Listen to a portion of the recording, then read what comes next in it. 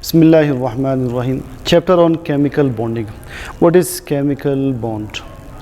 एक ऐसी फोर्स जिसकी वजह से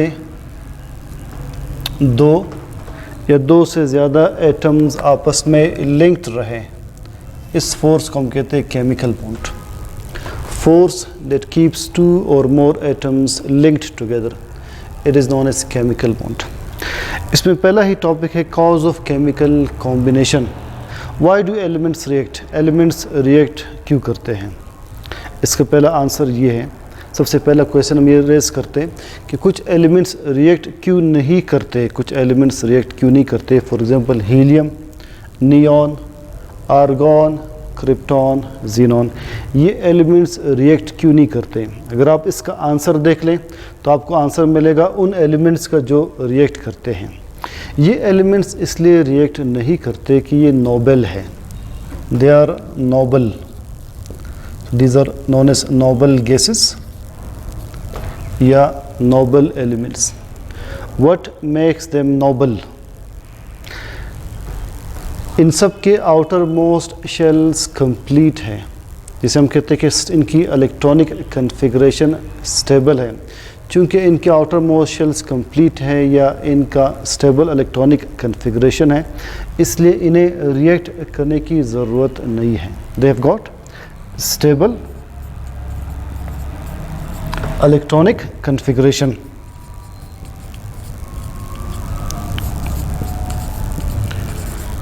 विच मीन्स इनके आउटर मोस्ट शेल्स कंप्लीट है। बाकी एलिमेंट्स क्यों रिएक्ट करते हैं? बाकी एलिमेंट्स इसलिए रिएक्ट करते हैं कि वो भी नोबल बनना चाहते हैं। ये सारे के सारे बाकी एलिमेंट्स इनकी तरह बनना चाहते हैं। वो कैसे इनकी तरह बन सकते हैं? अब देखिए, हाइड्रोजन के पास आउटर मोस्ट शेल में एक इलेक्ट्रॉन है। ये हाइड्रोजन एक और हाइड्रोजन के साथ इलेक्ट्रॉन शेयर करेगा। अब दोनों में इलेक्ट्रॉन्स 2 काउंट होंगे, हाइड्रोजन में और इस हाइड्रोजन में इलेक्ट्रॉन्स 2 काउंट होंगे। अब ये रिजेंबल करेगा हीलियम को, एक नोबल गैस को, जिसके आउटर मोस्ट शेल में 2 इलेक्ट्रॉन्स हैं। तो हाइड्रोजन भी किसी हद तक नोबल बन जाएगा, स्टेबल बन जाएगा। सोडियम, इसमें 11 इलेक्ट्रॉन्स होते हैं, 11 इलेक्ट्रॉन्स। अब ये सोडियम एक इलेक्ट्रॉन लूज करके सोडियम आयन बनाता है, सोडियम आयन। सोडियम आयन में इलेक्ट्रॉन्स की तादाद 10 हो जाएगी, 10।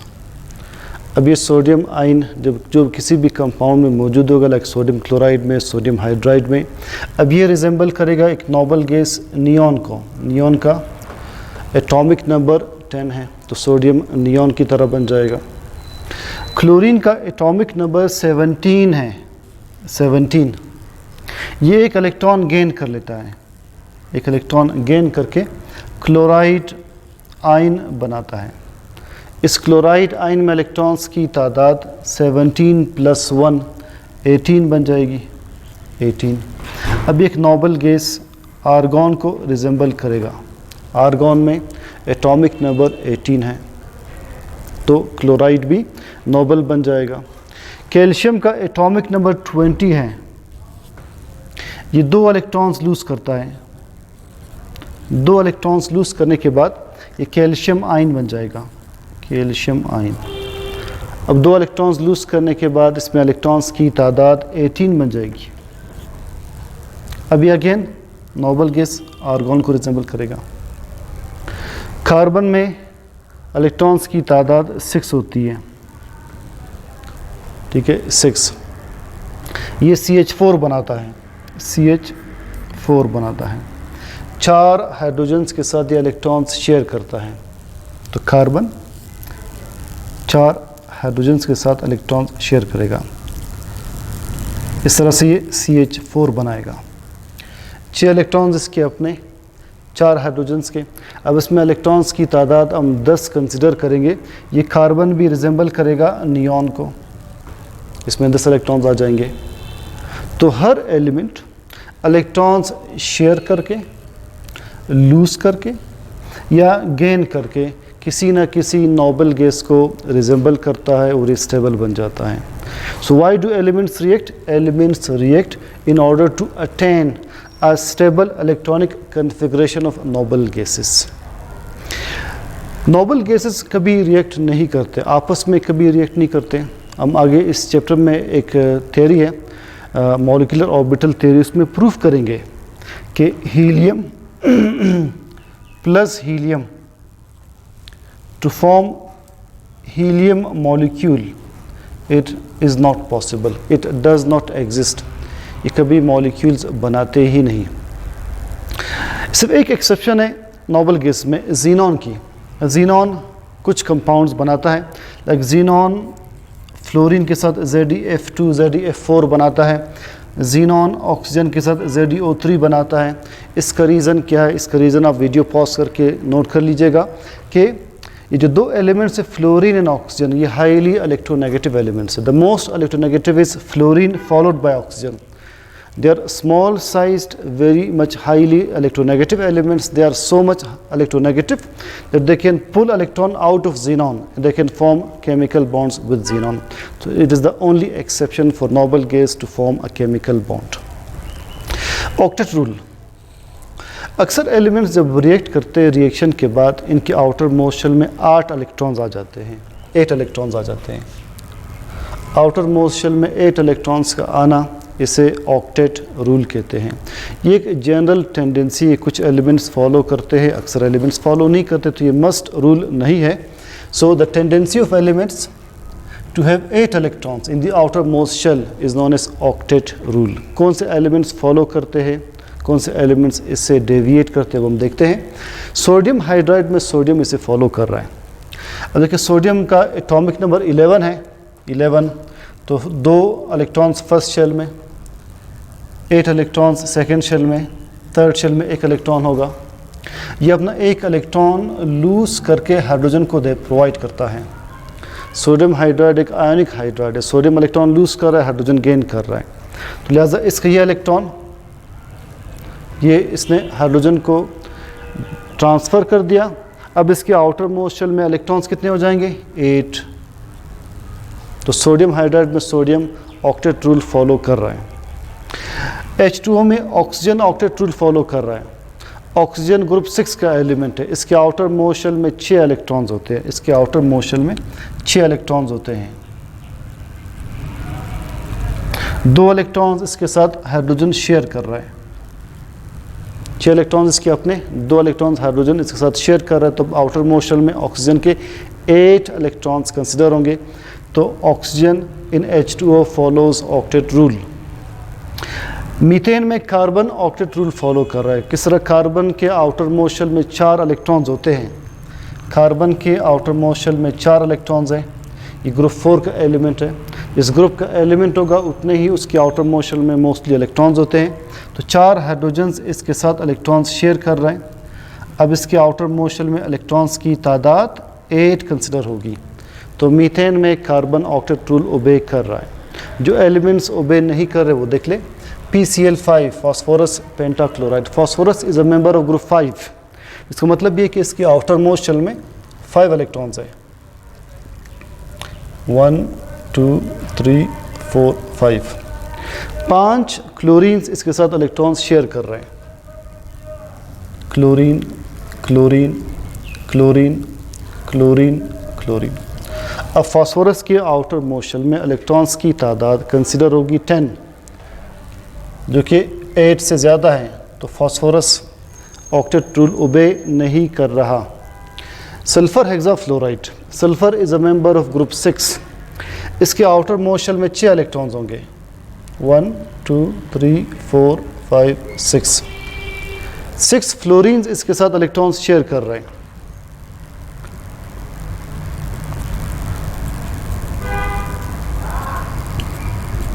अब आउटर मोस्ट शेल में इलेक्ट्रॉन्स की तादाद 6 + 6 12 हो जाएगी, जो कि 8 से ज़्यादा है, तो सल्फ़र ऑक्टेट रूल ओबे नहीं कर रहा।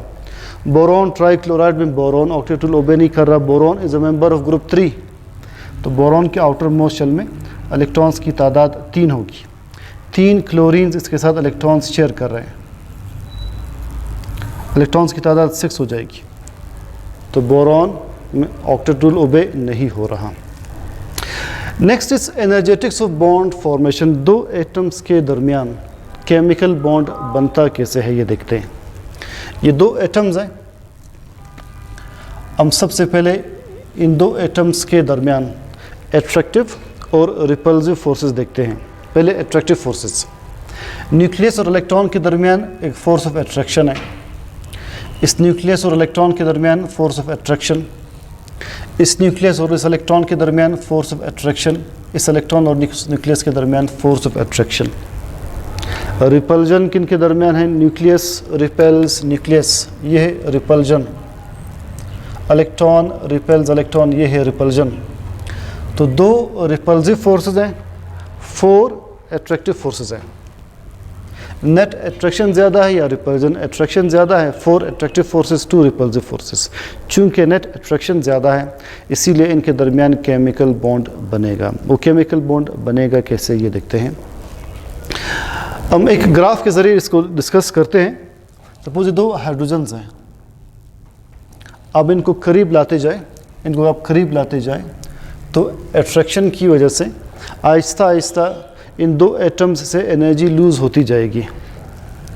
अब इनको करीब लाते जाए तो इनकी एनर्जी कम होती जाएगी। देखिए इस डायरेक्शन में इंटर न्यूक्लियर डिस्टेंस बढ़ रहा है, इस डायरेक्शन में इंटर न्यूक्लियर डिस्टेंस कम होगा।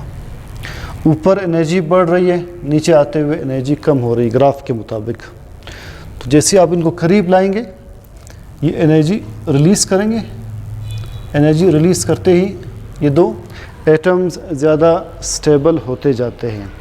पहले हम एनर्जी और स्टेबिलिटी का कंसेप्ट देखते हैं, फिर ग्राफ को फॉलो करते हैं। देखिए एक सिस्टम जितना ज़्यादा स्टेबल होगा उतनी ही उसकी एनर्जी कम होगी। जितनी एनर्जी कम होगी सिस्टम स्टेबल होगा। In order to gain stability system move from higher energy state to lower energy state. जब दो एटम्स या सिस्टम्स के दरमियान अट्रैक्शन होगी तो एनर्जी कम होगी, अट्रैक्शन की वजह से एनर्जी रिलीज़ होती जाती है। अब जब दो सिस्टम्स आपस में रिपेल करते हैं एनर्जी बढ़ती है, जब एनर्जी बढ़ेगी तो सिस्टम अनस्टेबल होगा। तो ये 3 रिलेशंस आपने याद रखने हैं, अट्रैक्शन ज़्यादा, एनर्जी कम, स्टेबिलिटी ज़्यादा। रिपल्जन में एनर्जी ज़्यादा होती है, स्टेबिलिटी कम होती है। तो दो एटम्स आपस में अट्रैक्ट कर रहे हैं, एनर्जी कम होती जाएगी, सिस्टम ज़्यादा स्टेबल होता जाएगा। मज़ीद आप इनको करीब लाते जाए इनकी एनर्जी कम होती जाएगी, ये एनर्जी रिलीज़ करते जा रहा है। एक ख़ास इंटर न्यूक्लियर डिस्टेंस पर, इसे थोड़ा सा जूम कीजिएगा, एक ख़ास इंटर न्यूक्लियर डिस्टेंस पर इस सिस्टम की एनर्जी मिनिमम हो जाती है। मिनिमम जिस इंटर न्यूक्लियर डिस्टेंस पर एनर्जी मिनिमम हो जाए उस इंटर न्यूक्लियर डिस्टेंस पर केमिकल बॉन्ड बनेगा। फॉर एग्जांपल अगर ये 2 हाइड्रोजन्स हैं तो 2 हाइड्रोजन्स के दरमियान 75.4 picometre, it is picometre, 75.4 picometre distance पर 2 हाइड्रोजन्स के दरमियान केमिकल बॉन्ड बन जाता है। इस इंटर न्यूक्लियर डिस्टेंस को, जो कि मैंने रेड से शो किया, इस इंटर न्यूक्लियर डिस्टेंस को हम कहते हैं इक्विलिब्रियम बॉन्ड डिस्टेंस या कंप्रोमाइज डिस्टेंस या बॉन्ड लेंथ इसे कहते हैं। तो इस इंटर न्यूक्लियर डिस्टेंस पर स्टेबिलिटी मैक्सिमम होगी। अगर आप इससे भी मज़ीद इनको करीब ले आए, मज़ीद अगर आप करीब करेंगे एकदम से एनर्जी बढ़ जाएगी, एकदम से एनर्जी बढ़ जाएगी, इसलिए कि न्यूक्लियस को रिपेल करेगा। मज़ीद करीब लाने पर एनर्जी बढ़ जाएगी और सिस्टम वापस अनस्टेबल होगा। तो इस इंटर न्यूक्लियर डिस्टेंस से ज़्यादा डिस्टेंस और कम डिस्टेंस दोनों पर एनर्जी सिस्टम की ज़्यादा होगी, सिस्टम अनस्टेबल होगा।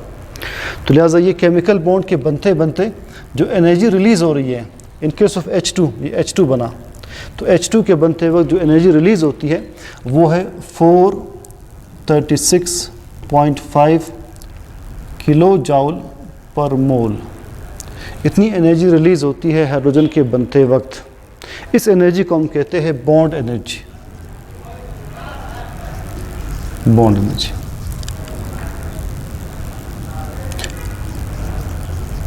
किसी भी कोवेलेंट बॉन्ड के बनते वक्त जो एनर्जी रिलीज़ होती है उसे बॉन्ड एनर्जी कहते हैं।